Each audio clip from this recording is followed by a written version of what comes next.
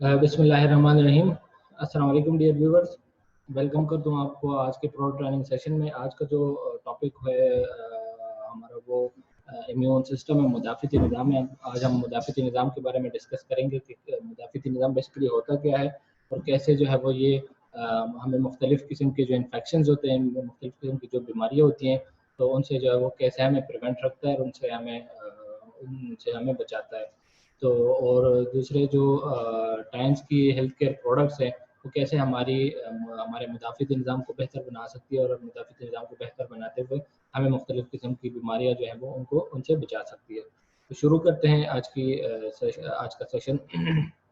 इसके जो contents of the presentation है, जो जो चीज़ें हम डिस्कस करेंगे, सबसे पहले तो इंट्रोडक्शन टू इम्यून सिस्टम यानी मुदाफ़ती निज़ाम का मुख्तसर तारुफ हम करेंगे।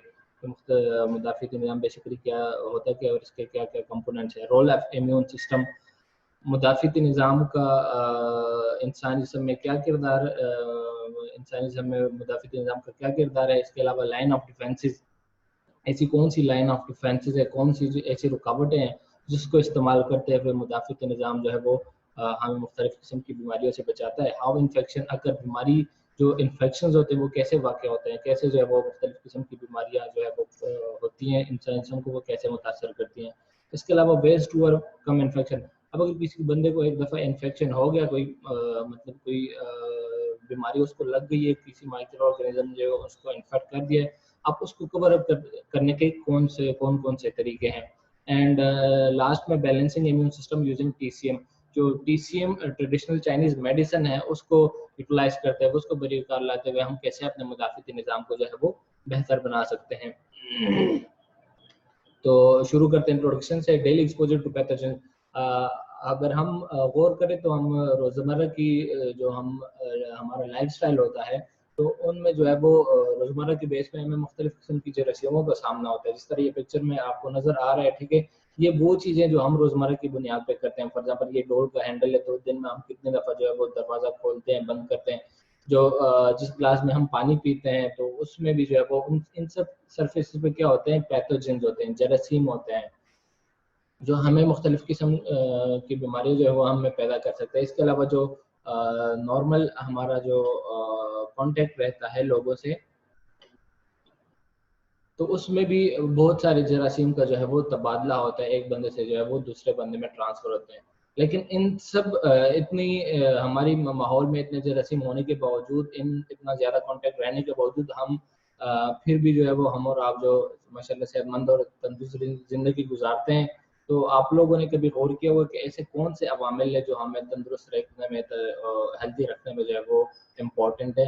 दैट इज़ बेसिकली मुदाफ़ती निज़ाम, इम्यून सिस्टम जो है वो सारा क्रेडिट उसको जाता है जो हमारे सराउंडिंग्स में जो इतने बेशुमार जरासीम होते हैं, ठीक है, उनके होते हुए भी फिर भी अगर हम एक सेहतमंद ज़िंदगी गुजार रहे हैं, तो that is because of immune system. हमारा जो मुदाफ़ती निज़ाम है वो रोज़मर्रा की बुनियाद पे इन जरासीमों के खिलाफ जो है वो लड़ रहा है और हमें जो है मुख्तलिफ़ किस्म की बीमारियों से जो है वो हमें महफूज रखता है।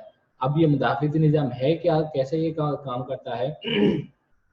It is due to our immune system which prevent us from getting infected with pathogens. ये क्या है, हमारे मुदाफ़ती निज़ाम की वजह से तो हमें मुख्तलिफ पैथोजेन, बेसिकली क्या होता है, इस प्रेजेंटेशन में बार बार पैथोजेन का वर्ड आएगा, तो पैथोजेन मैं बता दूं कि any disease causing micro organism को हम पैथोजेन कहते हैं।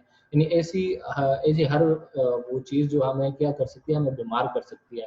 इसमें माइक्रो ऑर्गेनिज्म भी आता है, इसमें जो है वो मुख्तलिफ किस्म की और भी जो टॉक्सिन है वो सारी चीज़ें आती हैं। तो जो भी चीज़ हमें बीमार कर सकती है, यहाँ पे हम जो है वो उसको एज अ पैथोजेन कहेंगे। तो मुदाफ़ती निज़ाम क्या है, ये हमारी जिस्म में हमें मुख्तलिफ किस्म के पैथोजेंस के खिलाफ जो है वो उनसे हमें प्रोटेक्ट करता है, उनसे हमें बचाता है। ये होता क्या है मुदाफ़ती निज़ाम? It is army of cells patrolling in our body ready to fight off any attack by virus, bacteria और अदर पैथोजेन। ये मुदाफ़ती निज़ाम किस चीज़ पे मुश्तमिल होता है? ये एक आर्मी ऑफ सेल्स मुदाफ़ती निज़ाम के सेल्स की एक फोर्स होती है, एक आर्मी होती है जो क्या करती है, रेगुलरली पेट्रोलिंग कर रही होती है। पेट्रोलिंग का मतलब है कि मर्डर गश्त करना। तो ये हमारी पूरी बॉडी में रेगुलरली जो है वो पेट्रोलिंग कर रही होती है। जहाँ कहीं पे भी इसको कोई सस्पिशियस एक्टिविटी नज़र आती है, जहाँ कभी इसको लगता है कि यार यहाँ पे कोई वायरस है, कोई बैक्टीरिया है, कोई फंगस है, कोई ऐसी चीज़ है जो इंसान को मुतासर कर रहा है, तो ये क्या करती है, उस पर जाके अटैक करती है और उस वायरस उस बैक्टीरिया को जो है वो खत्म करती है। तो ये क्या होते हैं, बेसिकली आर्मी ऑफ सेल्स होते हैं। ये पिक्चर में भी आपको जो नजर आ रहे थे, ये एक रिप्रेजेंटेशन दी गई है उन इम्यून सिस्टम के सेल्स को। तो हम मुख्तसर तारुफ किस तरह करेंगे, मुदाफ़ित निज़ाम का defensive mechanism of the body which protect us from different pathogens that may be virus, bacteria, dust particles, toxins and helps fight off diseases। मुदाफ़ित निज़ाम का मुख्तसर तारुफ हम कैसे करेंगे कि ये वो मुदाफ़िती डिफेंसिव मैकेनिज्म है, मुदाफ़िती मैकेनिज्म है इंसानी जिस्म में जो क्या करता है, which protect us, जो हमें बचाता है किस चीज़ से, फ्रॉम डिफरेंट पैथोजेंस, मुख्तलिफ पैथोजन से इंसानी जिस्म को बचाता है। और वो पैथोजेंस क्या क्या हो सकती हैं, वो वायरसेस हो सकती हैं, वो बैक्टीरियाज हो सकते हैं, वो डस्ट पार्टिकल्स हो सकते हैं, वो टॉक्सिन्स हो सकती हैं, and helps fight of disease. और इस तरीके से हमें क्या करता है, मुख्तलिफ किस्म की बीमारियां होने से जो है वो बचाता है, उनको जो उनके खिलाफ जो है वो हमें प्रोटेक्ट करता है। और रोल ऑफ इम्यून सिस्टम, अब मुदाफ़िती निज़ाम का क्या किरदार है हमारी जिस्म में। सबसे पहले रोल क्या है, डिफेंस। जिस तरह मैंने जिक्र किया, डिफेंस का मतलब है दिफा करना। किस चीज़ के खिलाफ, prevent us from bacteria, virus and other microorganism and pathogen. ये हमारे जिस्म की दिफा करता है, किसके खिलाफ, मुख्तलिफ किस्म के वायरस, बैक्टीरियाज और दीगर पैथोजेंस के खिलाफ जो है वो इंसानी जिस्म की दिफा करना। ये मुदाफ़िती निज़ाम का एक रोल है, एक किरदार है। इसके अलावा क्या किरदार है, auto tolerance, recognition of own body cells and tissues and help in keeping tolerance to them। इंसानी जिस्म के जो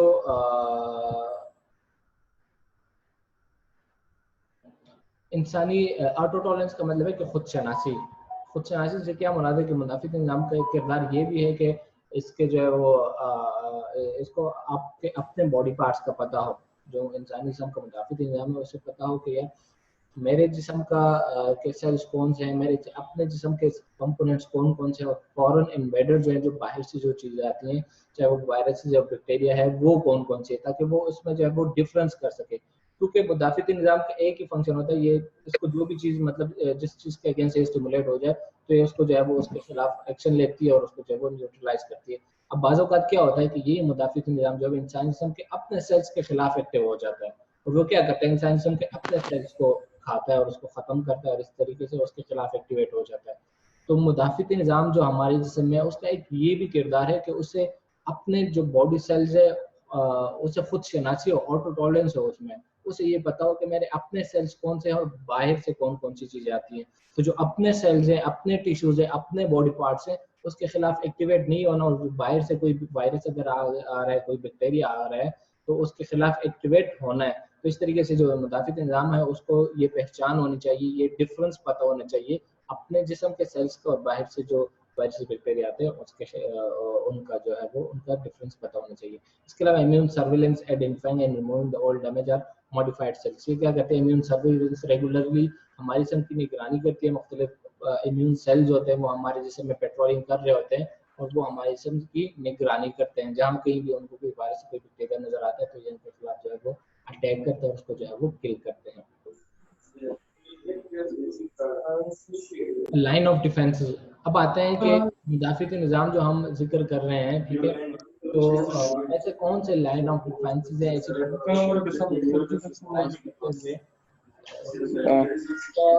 माइक ऑन है तो ऑफ कर लें, फिर डिस्टर्बेंस क्रिएट होती है।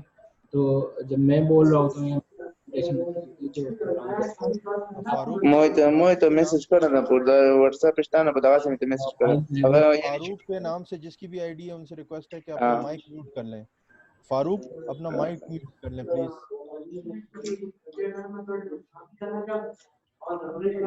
हाउ इन्फेक्शन अकर्स, इन्फेक्शन किस तरह होता है, इन्फेक्शन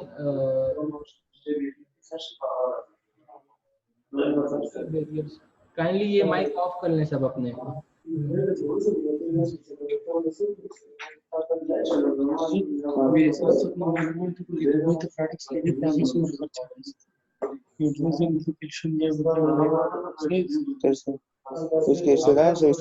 राशिद भाई आप होस्ट हैं, आप कर सकते हैं, आप कर दें।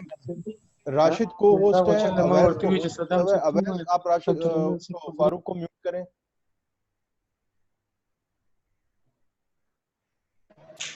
नहीं तो होस्ट मुझे बना दे, मैं कर देता हूँ, इनको म्यूट करके रखता हूँ। उनका सिस्टम अलग पड़ा हुआ है इरफान भाई, ये ऊपर दूसरे फ्लोर पे बैठे हुए हैं, इनको अलग से रूम दिया हुआ है ताकि वो लोग थोड़े रिलैक्स बैठे रहें। इस वजह से चले ये ठीक लोग, हो जी जी, दो लोग रूम में बैठे हुए हैं, वो एक होस्ट है और दूसरा जो है वो प्रेजेंटर है। ठीक हो गया।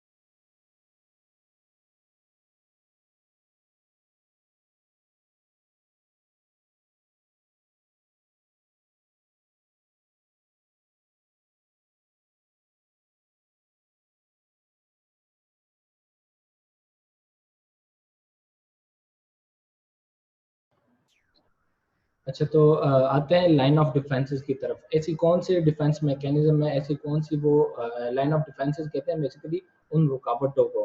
तो ऐसी कौन सी रुकावटें हैं जिनको जो मुदाफ़िती निज़ाम है उसको यूटिलाइज करते हुए, उसको इस्तेमाल करते हुए हमें मुख्तलिफ किस्म के जो जरासीम होते हैं, मुख्तलिफ किस्म के जो पैथोजेंस होते हैं, तो उनसे जो है वो हमें बचाता है। बेसिकली जो है वो तीन बैरियर्स हैं, तीन रुकावटें ऐसी हैं जो उसको जो है वो इम्यून सिस्टम यूटिलाइज करते हुए जो है वो मुख्तलिफ उससे बचाते हैं। सबसे पहला बैरियर कौन सा है? Physical barrier. फिजिकल बैरियर में जो है वो जो हमारी आउटर स्किन है, स्किन एंड म्यूकस मेम्ब्रेन, ये आती है फिजिकल बैरियर में। ये सबसे पहला बैरियर है।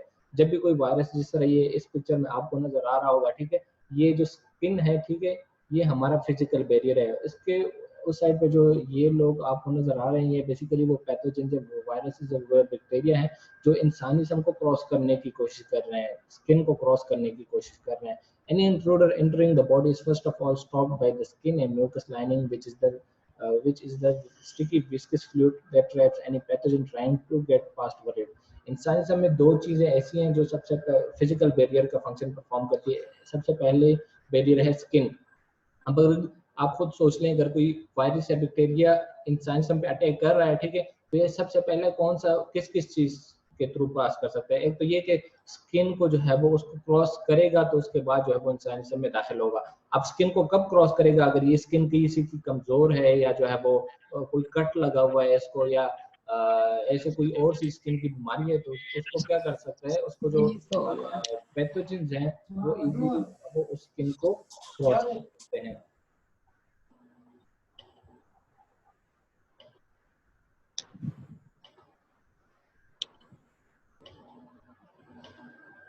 इसके अलावा जो दूसरा बैरियर है, अच्छा, फिजिकल बैरियर में दो चीजें हैं, एक स्किन जो जिस्म की जिल्द है, और दूसरी mucus membrane. Mucus membrane actually एक लाइनिंग होती है, एक लेयर होती है हमारी जो नाक की नाली है इसमें। क्योंकि एक तो स्किन के थ्रू जो है वो वायरस जाएगा, दूसरा वो एंट्री करने की कोशिश कर रहे हैं, तो वो तो या तो हमारे मुंह के थ्रू अंदर दाखिल होगा, या जो नॉस्ट्रिल्स है, जो नाक की नालियां हैं, इसके थ्रू जो है वो वायरस, वो बैक्टीरिया इंसानी जिस्म में दाखिल होने की कोशिश करेगा।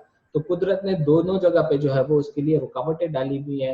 आउटर सरफेस जो है वो उसको स्किन के जरिए प्रोटेक्ट किया हुआ है, जेल के जरिए प्रोटेक्ट किया हुआ है। जो इन नॉस्ट्रिल्स हैं, ठीक है, तो उनके लिए जो प्रोटेक्शन बनाई गई है वो एक म्यूकस मेम्ब्रेन की लेयर होती है, जो थ्रू जो नाक की नाली है या जो खुराक की नाली है, तो उसके साथ साथ जो है वो लेयर चिपकी होती है। तो अगर इसके थ्रू कोई वायरस अंदर जाने की कोशिश कर रहा है, तो वो म्यूकस मेम्ब्रेन का उसका फंक्शन क्या होता है? वो स्टिकी एंड विस्कस होता है। उससे जो भी चीज चिपकती है वो जो है वो जो भी चीज पास होने की कोशिश करती है उसके साथ जो है वो चिपक जाती है। तो इस तरीके से जो सबसे पहला बैरियर है जो इंसानी जिस्म को वायरस या बैक्टीरिया के खिलाफ बचाता है, दैट इज फिजिकल बैरियर।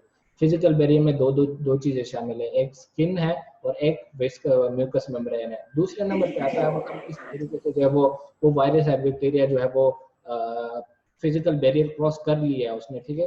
तो दूसरे नंबर पर क्या होगा? Chemical barrier. केमिकल बैरियर उन वायरस एंड बैक्टीरिया को, उन पैथोजेंस को रोकने की कोशिश करेगा। केमिकल बैरियर में ऐसे मुख्तलिफ केमिकल्स होते हैं जो इंसान जिस्म में मौजूद होते हैं। पहले से उनका काम क्या होता है? वो केमिकल्स उनका फंक्शन ये होता है कि जो अगर कोई वायरस या बैक्टीरिया उन तक पहुंच जाए तो वो केमिकल उसको जो है वो खत्म करते हैं। ऐसे बैरियर्स कौन कौन से हैं? Lysozymes in the eyes and acid in the stomach that kill pathogen trying to gain entry. हमारे स्टमक, हमारा जो मैदा है, इसमें मुख्तलिफ किस्म के जूसेस होते हैं, मुख्तलिफ किस्म के केमिकल्स होते हैं। तो अगर कोई वायरस या बैक्टीरिया मुंह के थ्रू जो है वो अंदर जाने की कोशिश कर रहा है, तो जैसे ही वो मैदे में पहुंचेगा तो जो केमिकल बैरियर होगा, जो उसमें केमिकल्स होंगे, वो उसको किल करेंगे, उसको जो है वो खत्म करेंगे। इसके अलावा अगर ये था दूसरा बैरियर। दो बैरियर हमने डिस्कस किए। फिजिकल बैरियर, फिजिकल बैरियर में हमारी स्किन और म्यूकस मेम्ब्रेन शामिल है, ये इन वायरसेस को रोकती है। अब अगर किसी तरीके से वायरस ने फिजिकल बैरियर को क्रॉस कर लिए, आगे पहुंच गए, तो उसके बाद केमिकल, दूसरे नंबर पे केमिकल बैरियर होगा।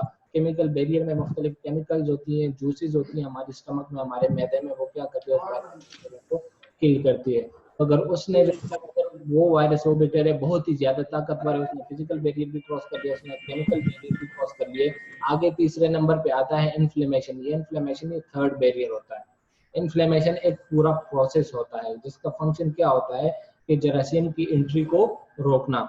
जिस तरह के मैं जिक्र किया, इसने फिजिकल बैरियर क्रॉस कर लिया, केमिकल बैरियर क्रॉस कर लिया, तो अब इन्फ्लेमेशन का काम है कि उसको जो है वो रोके, उसको आइडेंटिफाई करे, उससे जो है वो जिस्म से उसको निकाले।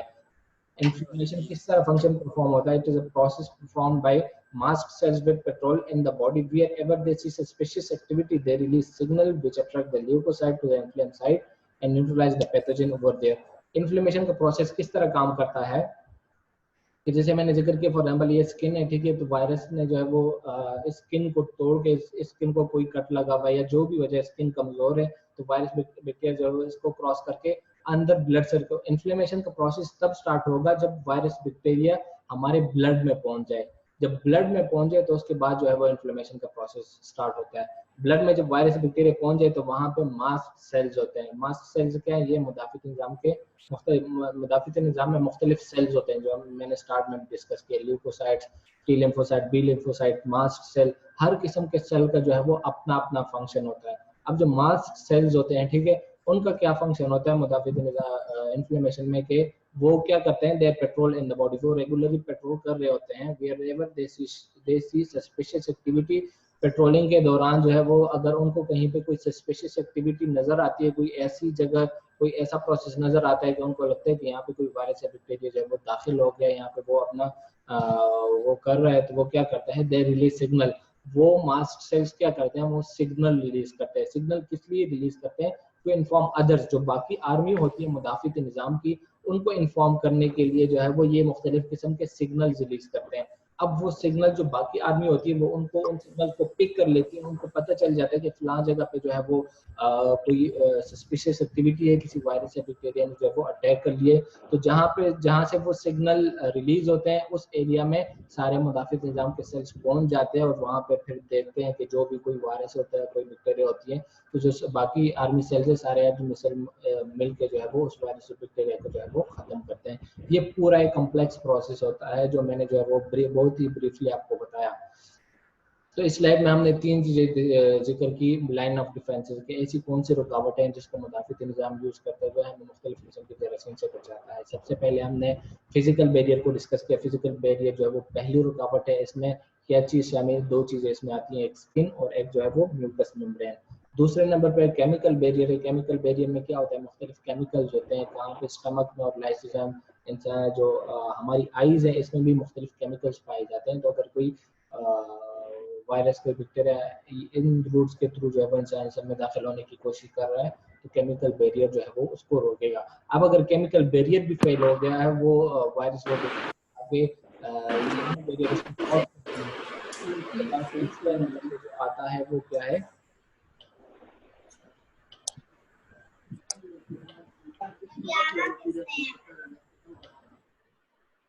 तीसरे नंबर पे जो बैरियर आता है वो है इन्फ्लेमेशन। इन्फ्लेमेशन में क्या, ये कॉम्प्लेक्स प्रोसेस होते हैं, मुख्तलिफ सेल्स होते हैं, मास्ट सेल्स होते हैं, वो क्या करते हैं? उनको जैसे भी वो पेट्रोलिंग कर रहे होते हैं तो जहाँ कहीं उनको सस्पिशियस एक्टिविटी नजर आती है वो वहाँ पे सिग्नल रिलीज करते हैं। वहाँ पे फिर जो बाकी आर्मी होती है वो पहुंच जाती है और सारे मिलकर जो है वो उस वायरस बैक्टीरिया को जो है वो किल करते हैं, खत्म करते हैं। अब आगे बढ़ते हैं, हाउ इन्फेक्शन अकर। ये तो हमने जो मुदाफ़िक निज़ाम की जो बेसिक चीज़ें हैं कि मुदाफ़िक निज़ाम क्या होता है और कैसे जो है वो ये अपना फंक्शन परफॉर्म करता है, तो उसके बारे में डिस्कस किया। अब बढ़ते हैं कि इन्फेक्शन कैसे हो सकता है। कोई भी बंदा अगर किसी को इन्फेक्शन होता है, ठीक है, कोई वायरस को बैक्टीरिया किसी को इन्फेक्ट करता है तो वो कैसे करता है, क्या मैकेनिज्म है इसके पीछे। Infection is the invasion of disease causing pathogen to the human body, their multiplication and release of various toxins by these agents. Basically infection क्या चीज़ है, इन्फेक्शन किसे कहते हैं। इन्फेक्शन उस प्रोसेस को कहते हैं is the invasion of disease causing pathogen, जो डिजीज कॉजिंग कोई भी ऐसा माइक्रो ऑर्गेनिज्म, वायरस, बैक्टीरिया, जब वो इंसान जिस्म में दाखिल हो जाता है, दाखिल होने के बाद जो है वो अपनी मल्टीप्लिकेशन करता है। फॉर एग्जांपल 1, 2 या 3, 4, 5 वायरसेस ने एट ए टाइम अटैक किया है इंसान जिस्म पे, तो जैसे ही एंट्री के बाद उनका सबसे पहला काम क्या होगा, मल्टीप्लिकेशन। वो अपनी तादाद को बढ़ाते हैं, वो वायरस वो बैक्टीरिया, क्यों? क्योंकि उनको पता होता है कि अभी कुछ देर बाद जो है वो हमारा सामना होना है इंसान जिस्म के मुदाफ़िती निज़ाम के साथ, वो हमारे साथ लड़ेगा। तो पहले तो वो अपनी आर्मी बिल्डअप करते हैं, वायरस वो बैक्टीरिया अपनी मल्टीप्लिकेशन करते हैं। जब उनकी एक लेवल उनका पहुंच जाता है जिसमें उसको पता चल जाता है कि यार हमारी ये आर्मी इतनी काफ़ी मतलब सफिशिएंट है to combat with the immune system, तो उसके बाद जो है वो क्या करते हैं, मुख्तलिफ किस्म के टॉक्सिन्स रिलीज करना शुरू कर देते हैं। तो इसमें इसको क्या कहते हैं, हम कहते हैं कि उस बंदे को इन्फेक्शन हो गया है। ठीक है, वायरस बैक्टीरिया इंसान जिस्म में दाखिल हो गया, सारे बैरियर्स पहले जो थे फिजिकल केमिकल वगैरह वो सारे फेल हो गए, वायरस बैक्टीरिया इंसान जिस्म में दाखिल हो गया है, मल्टीप्लिकेशन उसने स्टार्ट कर लिया। मल्टीप्लिकेशन के बाद वो क्या करता है, मुख्तलिफ टॉक्सिन्स, केमिकल्स रिलीज करते हैं वो वायरस वो बैक्टीरिया। दिस इन्फेक्शन में बी कॉज्ड बाय, अच्छा ये इन्फेक्शंस ऐसी बीमारियां या ऐसे जो है वो कौन कौन इन्फेक्शंस कॉज कर सकता है, तो वो उसमें वायरसेस होती हैं, वायरसेस इन्फेक्शंस कॉज कर सकते हैं, बीमारियां फैला सकते हैं। वायरस की मुख्तलिफ अक़साम है, corona, Ebola, Congo, dengue, influenza, HIV वगैरह, बहुत सारी हजारों अक़साम है वायरसेस। हर वायरस का जो है वो तरीके वारदात अलग होता है, मतलब उनका बीमारी फैलाने का मैकेनिज्म जो है वो अलग होता है। इसके अलावा बैक्टीरियाज भी मुख्तलिफ किस्म की बीमारियां फैलाते हैं। बैक्टीरियाज में कौन कौन से शामिल है, E coli, pseudomonas, pneumonia, mycobacterium, tuberculosis वगैरह, ये मुख्तलिफ किस्म के बैक्टीरिया के नाम है। इसके अलावा फंजाई, पैरासाइटोम वगैरह, ये सारी वो चीज़ें हैं जो क्या कर सकते हैं, इंसान जिस्म पे अटैक करती है और उसमें जो है वो इन्फेक्शन कॉज करती हैं, बीमारी फैलाती है। इन्फेक्शन कब होगा, host can fight these infection agent by following veg. ठीक है, अब जिस तरह मैंने जिक्र किया कि ये सारे इन्फेक्शियस एजेंट्स हैं, ये वो अवामिल है जो बीमारी फैलाते हैं, जो बीमारी कॉज करते हैं। अब होस्ट, हम होस्ट हैं, इंसानी जिस्म जो है वो उसका होस्ट है। अब होस्ट कैसे अटैक करेगा, कैसे इन बीमारियों के खिलाफ बचेगा, 3 तरीके जो हमने डिस्कस किए। फर्स्ट, लाइन ऑफ डिफेंस, पहला जो कुदरती रुकावट है, that is skin and mucus membrane, हमने लाइन ऑफ डिफेंस में जिक्र किया। तो वो उसके खिलाफ लड़ने की, स्किन जो है वो उसको रोकने की कोशिश करता है। जिस तरह ये स्किन है ना, ये किसी भी चीज को अंदर जाने से रोकने की कोशिश करता है। इसके अलावा म्यूकस मेम्ब्रेन जो है उसका भी यही फंक्शन है। अगर ये फेल हो गए तो दूसरे नंबर पे सेकंड लाइन ऑफ डिफेंस होता है। सेकंड लाइन ऑफ डिफेंस में क्या शामिल है, केमिकल बैरियर्स, जो हमने मुख्तलिफ केमिकल्स डिस्कस किए। हमारे स्टमक में होता है लाइसोसोम्स, हमारी आईज में होती है, आंखों में। तो ये केमिकल्स क्या करते हैं, ये उन जरासीमों की एंट्री को रोकते हैं, इंसान में जो है वो उनके दाखिले को रोकते हैं। अगर ये दूसरा बैरियर भी फेल हो गया तो उसके बाद थर्ड लाइन ऑफ डिफेंस आते हैं, दैट इज इन्फ्लेमेशन। इन्फ्लेमेशन का प्रोसेस जो है वो मैंने एक्सप्लेन किया कि कैसे जो है वो इन्फ्लेमेशन का प्रोसेस स्टार्ट होता है और किसी वायरस या बैक्टीरिया के खिलाफ जो है वो एक्टिवेट होता है। When all the above mechanisms fail to overcome the pathogen, so the pathogen cause different diseases and the person became infected. अब क्या होगा, इन्फेक्शन कब होगा, जब ये तीनों फैक्टर्स फेल हो जाएं, पहला बैरियर भी फेल हो जाए, दूसरा बैरियर भी फेल हो जाए और तीसरा बैरियर भी जब फेल हो जाए, तो इसे कहते हैं कि वो वायरस जो था या वो जो बैक्टीरिया था वो हावी हो गया हमारे जिस्म पे, हमारा जिस्म का जो मुदाफ़िती निज़ाम था वो फेल हो गया है।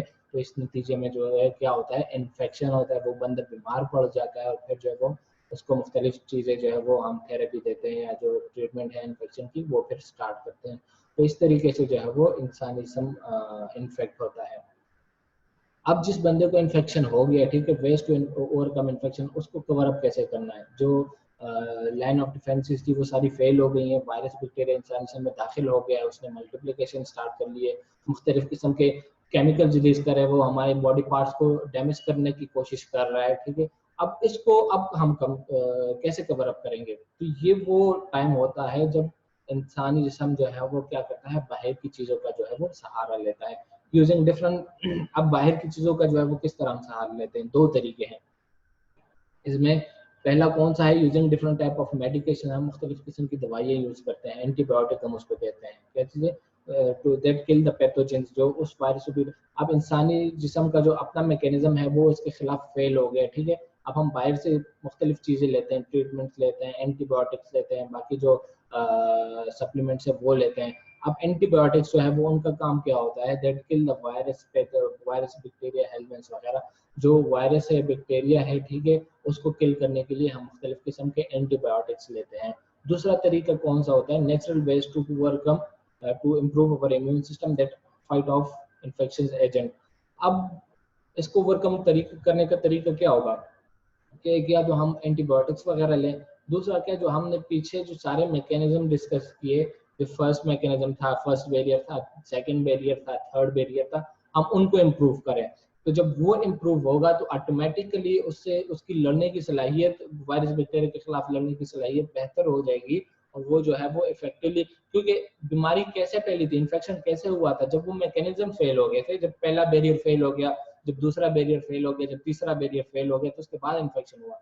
तो हमने क्या करना है, natural ways to work to improve our immune system, उन तीनों मैकेनिज्म को इम्प्रूव करो, बेहतर बनाओ, उनके फंक्शन को बेहतर बनाओ, उनको बूस्ट अप करो, ताकि वो क्या हो, फेल होने से बचे, वो जो है फेल ना हो, आगे फिर उस वायरस और बैक्टीरिया से लड़ना जो है वो उस मुदाफ़ित निज़ाम का काम होगा। हमने क्या करना है, हमने मुदाफ़ित निज़ाम को बेहतर बनाना है ताकि वो उस वायरस और बैक्टीरिया के खिलाफ जो है वो इफेक्टिवली लड़ पाए। अब पहला तरीका जो था वो थोड़ा ब्रीफली डिस्कस करते हैं, using medicine to kill pathogen. अगर हम कोई मेडिसिन मेडिकेशंस लेते हैं, जिस तरह एंटीबायोटिक वगैरह मैंने डिस्कस किया, अगर हम वो लेते हैं तो उसके क्या फायदे और क्या नुकसान आते हैं। Different type of medications are used which either kill the pathogen or stop the multiplication of pathogen, which include antibacterial, antiviral, antihelminthic medications, etc. Antibiotics की मुख्तलिफ अक़साम होती है, कुछ या तो बैक्टीरिया के स्पेसिफिकली किल करती है, कुछ जो उनकी मल्टीप्लिकेशन का प्रोसेस है, उनके जो बढ़ने का रफ्तार है उसको जो है वो स्लो डाउन करती है। तो उसको जो है वो बैक्टीरियोस्टैटिक बैक्टीरियोसिडल मेडिकेशंस कहते हैं। ये क्या करती है, तो हमारे जो वायरस बैक्टीरिया होते हैं या तो उनको किल करती है या उनकी मल्टीप्लिकेशन कैपेसिटी जो है वो या फिर उसको रोकती है। There are different problems associated with use of medication that kill the pathogen, which include antibiotic resistance, overactive immune response, and degradation products that are toxic to the body itself. अगर हम मेडिकेशन यूज़ करते हैं तो उनका फ़ायदा भी है, लेकिन उसके साथ जो है वो मुख्तलिफ साइड इफ़ेक्ट्स भी होते हैं, मुख्तलिफ अनवांटेड इफ़ेक्ट्स भी होते हैं। फ़ायदा उनका क्या है कि वो जो है वो उस वायरस उस बैक्टीरिया को जो है वो किल कर लेगा, अगर सारे किल नहीं करता तो कुछ किल कर लेगा, कुछ इंसान जिस्म का जो नेचुरल इम्यून सिस्टम है वो किल कर लेगा। लेकिन मसला क्या होता है इसके साथ, एंटीबायोटिक सबसे पहला और मोस्ट इम्पॉर्टेंट जो है वो एंटीबायोटिक रेजिस्टेंस का है। एंटीबायोटिक रेजिस्टेंस हम किस चीज़ को कहते हैं, एंटीबायोटिक रेजिस्टेंस वो चीज़ है कि जो पहले से हम एंटीबायोटिक ले रहे होते हैं, तो जो वो वायरस वो बैक्टीरियाज होते हैं उनको पता चल जाता है उन दवाइयों का। जिस तरह इसकी मिसाल मैं इस तरह दूंगा कि अगर आप लोग, अगर किसी का कोई दुश्मन है, ठीक है, अब वो बार बार एक दुश्मन को एक ही जगह पे टारगेट कर रहा है। फॉर एग्जाम्पल आपकी किसी के साथ लड़ाई चल रही है, लड़ाई में आपको पता है कि यार ये इसका लेफ्ट लेग जो है वो इस पे पहले से चोट लगी हुई है, तो आप उसके लेफ्ट लेग को टारगेट कर रहे हो, तो उसे क्या, उसे पता चल जाना है यार ये मेरा लेफ्ट लेग यहाँ पे कमजोरी और ये मेरा दुश्मन ये बार बार जो है वो मुझे एक ही इस एरिया पे टारगेट कर रहा है। तो वो क्या करता है, खुद को जो है वो मॉडिफिकेशन लाता है, वो जो वीक पॉइंट्स उसके हैं वो उसको इम्प्रूव करता है। तो अब मेडिकेशंस क्या होती है, वो तो कोई इंटेलिजेंट चीजें नहीं होती ना, उसको तो आपने जिस तरीके से डिजाइन किया जी आपने इस एक चीज को टारगेट करना है, वो उसी को टारगेट करता है।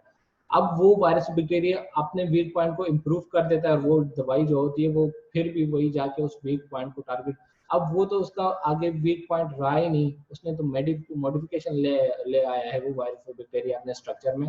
तो वो दवाइयाँ क्या होती हैं, वो फिर आहिस्ता आहिस्ता काम करना छोड़ जाती हैं। आपने अक्सर देखा होगा कि हम जो है वो डॉक्टर से ही शिकायत करते थे कि आपने जो दवाई लिखी थी हम वो उसी तरह यूज कर रहे, लेकिन वो काम नहीं कर रही।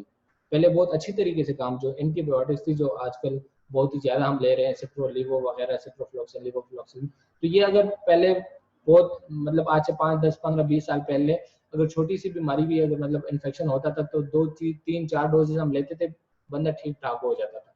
लेकिन हम 4, 4, 5, 5, 6 दिन अब वही सिप्रोफ्लॉक्सिन है, वही डोज है, वही चीजें हैं, वो हम ले रहे हैं वो काम नहीं करे। क्यों? क्योंकि वो रेजिस्टेंस डेवलप हो गई है उन वायरस बैक्टीरिया के खिलाफ। उन्होंने अपने स्ट्रक्चर में मॉडिफिकेशन ले आया है। तो वो जो मेडिकेशन होती है, वो जो एंटीबायोटिक होते हैं, वो उस तरीके से जो है वो अब काम नहीं करते। इसको कहते हैं एंटीबायोटिक रेजिस्टेंस, यानी वो वायरस, वो एंटीबायोटिक जो है वो रेजिस्ट हो गई हैं, वो आगे काम नहीं करती।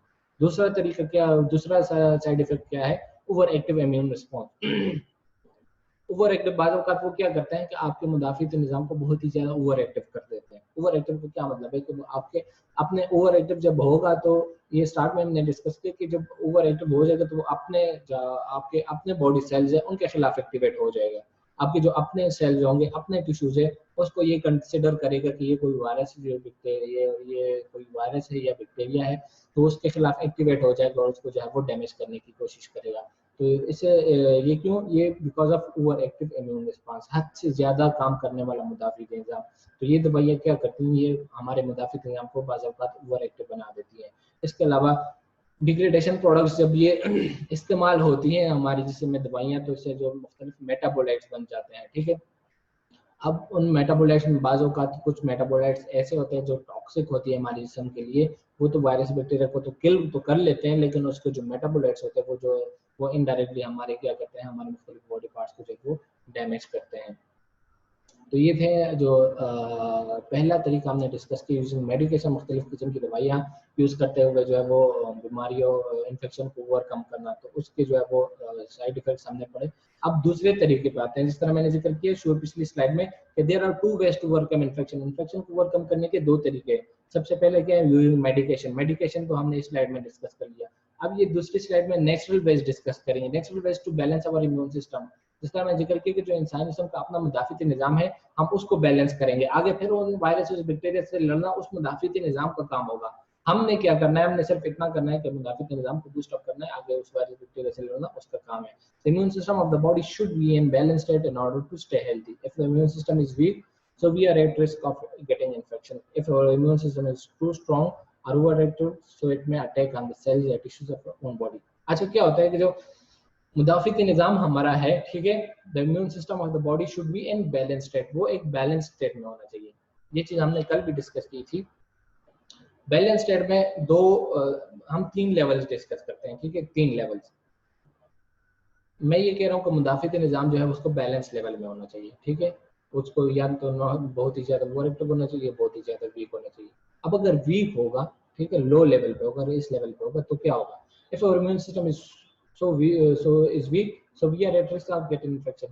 अब अगर हमारा मुदाफ़िती निज़ाम होगा, वीक होगा, तो जो वायरस वो बैक्टीरिया है वो इजीली इसको शिकस्त देंगे, इजीली इसको टारगेट करेंगे और मुदाफ़िती निज़ाम हमारा जो है वो फेल होगा और हम जो है वो उस वायरस बैक्टीरिया से इन्फेक्ट हो जाएंगे।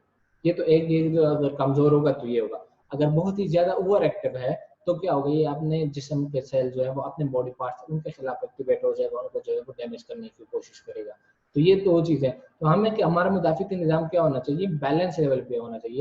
या तो ना वो बहुत ही ज़्यादा कमज़ोर हो कि वायरस बैक्टीरिया हमें इजीली इन्फेक्ट कर सके, ना बहुत ही ज़्यादा स्ट्रॉन्ग हो ताकि वो जो है वो हमारे अपने जो बॉडी पार्ट्स है उनको जो है वो डैमेज ना कर सके। उसको जो है वो बैलेंस लेवल पे होना चाहिए। Balancing immunity using TCM approach. TCM offers a more holistic approach to balance our immune system using 3 steps. हमने अब अपने इम्यून सिस्टम को जो है वो बैलेंस रखना है। कैसे? इसका एक हल TCM के पास है। TCM जो ट्रेडिशनल चाइनीज मेडिसिन है, ठीक है, वो एक होलिस्टिक अप्रोच देता है, एक कंबाइंड अप्रोच देता है, ताकि क्या करे, आपके जितने भी न सिर्फ इम्यून सिस्टम जब बल्कि बाकी बॉडी पार्ट भी जो है वो सारे क्या रहते हैं? एक बैलेंस लेवल पे रहते हैं। जब बैलेंस लेवल पे रहेंगे, ना बहुत ही ज़्यादा वीक होंगे, ना बहुत ही ज़्यादा स्ट्रॉन्ग होंगे, तो क्या होगा? वो इफेक्टिवली आपके सारे ऑर्गन, सारे बॉडी पार्ट जो इफेक्टिवली अपना फंक्शन परफॉर्म करेंगे। इसी तरीके से अगर आपका मुदाफ़िती निज़ाम बैलेंस होगा तो वो इफेक्टिवली उन वायरस और बैक्टीरिया के खिलाफ लड़ेगा और जो है वो हमें जो है वो मुख्तलिफ किस्म के इन्फेक्शन से जो है वो बचाएगा। अब TCM कैसे इसको फुलफिल करता है? 3 स्टेप्स हैं। सबसे पहले क्या है? क्लिनजिंग, रेगुलेटिंग और रिप्लेनिशिंग। क्लिनजिंग से क्या होता है? Cleansing will remove the toxic materials which include the viruses and other germs from the body of people living in some health condition, which is the first step to a balanced immune system. Balance immune system हासिल करने के लिए सबसे पहला step क्या है? Cleansing. Cleansing में क्या होगा कि जो एक्स्ट्रा चीजें, जो टॉक्सिक चीजें, ऐसी वो चीजें जो आपके जिस्म को नुकसान पहुंचा रही हैं, इस केस में क्या वायरस, बैक्टीरिया वगैरह या कोई केमिकल टॉक्सिन्स या डस्ट पार्टिकल्स वगैरह जो आपके जिस्म को डैमेज कर रहे हैं, तो पहले प्रोसेस में आपने उनको जो है वो जिस्म से निकालना है। इसे कहते हैं क्लेंजिंग। हमारे पास जो है वो इसकी कौन कौन सी दो प्रोडक्ट्स है, chitosan capsule and cell rejuvenation capsule. दूसरे नंबर पे जो कैटेगरी आती है वह है regulating. The products in this category helps to regulate the function of the body, the function of the organ and system. It also regulate the immune function of the body from weak immune system to a more balanced immune system that will help us in fighting against infections। Regulating की जो category है, इसका काम है regulate करना। Regulate करना किसे कहते हैं कि अगर कोई चीज लो लेवल पे काम कर रही है तो उसके फंक्शन को इम्प्रूव करो, अगर कोई चीज बहुत ही हाई लेवल पे काम कर रही है तो उसके फंक्शन को जो है वो डिक्रीज करो, एक बैलेंस लेवल पे रखो, रेगुलेट करो, इसे कहते हैं रेगुलेशन। तो जो रेगुलेटरी प्रोडक्ट्स होती है वो क्या करती है, आपके बाकी सिस्टम्स के अलावा आपका जो मुदाफिती निज़ाम है उसको भी बैलेंस लेवल पे रखती है, ना तो जो है वो उससे बहुत ही ज्यादा वीक होने देती है, ना वो बहुत ही ज्यादा ओवर एक्टिव होने देती है, वो उसको बैलेंस रखती है। जब हमारा मुदाफिती निज़ाम बैलेंस होगा तो वो इफेक्टिवली हमारे जिस्म में जो वायरस या बैक्टीरिया दाखिल होने की कोशिश करें वो इफेक्टिवली उनके खिलाफ लड़ेगा और जो है वो हमें मुख्तलिफ बैक्टीरिया वायरस से बचाएगा, प्रिवेंट करेगा। इसमें दो प्रोडक्ट शामिल हैं, कोर्डिसेप्स और स्पाइरुलिना। इसके बाद थर्ड कैटेगरी आती है, that is replenishing. Products in this category replenish our body with nutrients that are consumed in our daily activities, which need to be replenished as the immune system uses different nutrients while fighting against infections. So those nutrients must be replenished in order to maintain balanced and healthy well-being। replenishing category तीसरी category है। इसमें कौन से product शामिल हैं, इसमें वो product शामिल है जो हमारे जिस्म को के लिए जो न्यूट्रिएंट्स रिक्वायर्ड होती हैं या उनकी रिप्लेनिशिंग करती है, उनकी जो है वो रिस्टोरिंग करती है। इसकी मिसाल में आपको ऐसे दूंगा, जो हमने मुदाफित निज़ाम जिक्र किया, ठीक है, मुदाफित निज़ाम में क्या होता है, इम्यून सेल्स होते हैं, उसको जो आर्मी होती है, ठीक है, अब वो आर्मी वो रेगुलरली पेट्रोलिंग कर रही होती है हमारी पूरी बॉडी में। तो एक चीज़ आप जहन नशीन कर लें कि जितने भी प्रोसेस होती हैं तो उन प्रोसेस के लिए कोई ना कोई चीज़ रिक्वायर्ड होती है। जिस तरह मुल्क की एक आर्मी होती है, ठीक है, उस मुल्क की आर्मी का क्या काम होता है, मुल्क की हिफाजत करना, सरहदों की हिफाजत करना, दुश्मन से जो है वो दुश्मन की एंट्री को रोकना। तो जो बॉर्डर्स पे जो आर्मी लड़ रही है, ठीक है, उसके लिए क्या चीज़ें चाहिए, इम्यूनेशन चाहिए, असलहा चाहिए। हम यहाँ से सेंटर से जो है वो उनको असलहा जाता है बॉर्डर्स की तरफ, वो फिर उसको इस्तेमाल करते हुए जो है उसको मुल्क की दिफा करते हैं। अब अगर ये जो असलहा इम्यूनेशन है ये उनके न्यूट्रिएंट्स है, ठीक है। इसी तरीके से इंसानी जिस्म की जो बॉडी होती है, जो इम्यून सिस्टम होता है, पेट्रोलिंग कर रही होती है, तो उनको पेट्रोलिंग के लिए न्यूट्रिएंट्स रिक्वायर्ड होती है, ग़िज़ा दरकार होती है, ठीक है। वो ग़िज़ा उनकी क्या मुख्तलिफ जो है वो calcium, zinc, vitamin, proteins, carbohydrate, ये सारी चीजें जो है उनकी ग़िज़ा है। अब क्या होगा कि वो रेगुलर बेस पे कंज्यूम हो रही है, तो अगर वो इसी स्पीड से दोबारा रिप्लेनिश नहीं हो रही, दोबारा रिस्टोर नहीं हो रही, तो एक लेवल इस तरह आएगा कि वो सारे न्यूट्रिएंट्स खत्म हो जाएंगे, वो जो जखीरा है वो खाली हो जाएगा। अब जब खत्म हो जाएंगे तो जाहिर बात है वो जो मुदाफिती निज़ाम, जो इम्यून सिस्टम उसको यूज कर रहे थे पेट्रोलिंग के लिए, तो वो क्या करेंगे, वो जो है वो आहिस्ता आहिस्ता अपना काम जो है वो करना छोड़ जाएंगे और जितने भी हमारे सिस्टम्स है वो क्या हो जाएंगे, वो वीक होने शुरू हो जाएंगे। तो इस कैटेगरी में कौन से प्रोडक्ट शामिल है, कैल्शियम कैप्सूल्स एंड जिंक के जितने भी कैल्शियम के जितने भी सप्लीमेंट्स है वो सारे, और जिंक के सप्लीमेंट्स वो सारे जो है वो इस कैटेगरी में शामिल है, और वो जो है वो रेगुलरली हमारे न्यूट्रिएंट्स की जो है वो रिप्लेनिशिंग कर रहे होते हैं। तो ये तीन फैक्टर्स जब पूरे होंगे, क्लींजिंग, रेगुलेटिंग एंड रिप्लेनिशिंग, ये तीन कैटेगरीज जो है वो हम पूरे करते हैं, तो ओवरऑल जो है वो हमारे पास क्या आता है, प्रिवेंटिंग आता है, बैलेंसिंग आता है। All this three steps work in coordination to change the health condition of body from a sub-healthy status to a healthy life that would have a balanced immune system, which will effectively fight against not only the novel coronavirus but also other germs. The result of balancing is a complete harmony between different organs and coordination. Yes, sir.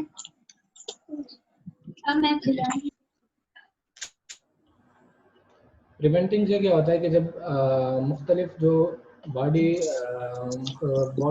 System है हमारे, ठीक है, वो effectively काम करना शुरू करेंगे, जितने भी बॉडी पार्ट्स है वो इन कोऑर्डिनेशन एंड हार्मनी जो एक दूसरे के साथ इन कोऑर्डिनेशन में रहेंगे, और जो इंसानी जिस्म की जो अनहेल्दी या सब हेल्दी स्टेट्स है, ठीक है, तो उस सब हेल्दी स्टेट को उससे निकाल के एक हेल्दी लाइफस्टाइल की तरफ ले